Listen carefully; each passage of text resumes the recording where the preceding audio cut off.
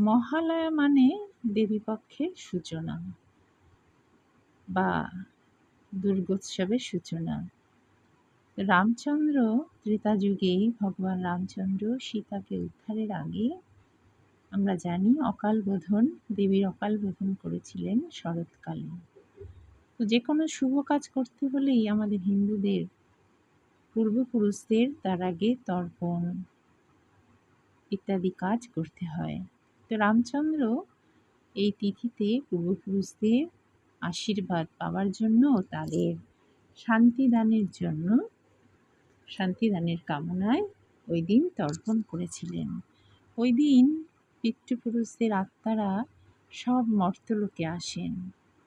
যে ওই দিন মহাসমাবেশ হয়, তা থেকেই এই মহালয়া আবির্ভাব বা উৎপত্তি। এই দিনই দেবী দুর্গা মহিষাসুর বধের দায়িত্ব পান। ভাদ্র পূর্ণিমা থেকে পিতৃপক্ষ শুরু হয় আর মহালয়ার শেষ হয়। মহাভারত আমাদের বলছে যে কর্ণের মৃত্যুর পর কর্ণ যখন স্বর্গে যান, সেখানে গিয়ে তার খুব খিদে পেলে তিনি যখন খাবার চান, তখন তাকে সোনা দানা মণি মুক্তা খেতে দেওয়া হয়। তখন সে অবাক হয়ে যায়, কি আমাকে এইসব কেন খেতে দেওয়া হচ্ছে? দেবরাজ ইন্দ্র জানান যে মর্তলোকে তুমি সবাইকে শুধু স্বর্ণ অর্থ দান করেছ, কিন্তু পিতৃপুরুষদের কখনো অন্ন জল দান করনি।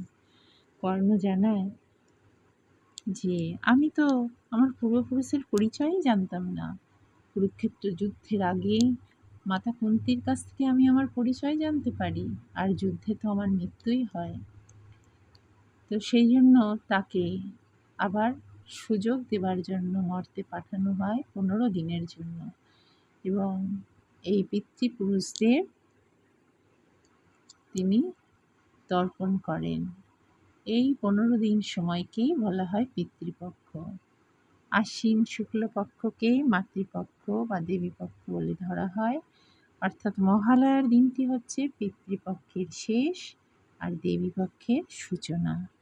তো আগামী মাসে আমরা এই মহালয়া পাবো, এবং সেই দিন আমরা সবাই আমাদের পূর্বপুরুষদের উদ্দেশ্যে তর্পণ আদি সমাপন করব। হরে কৃষ্ণ, জয় রাধে।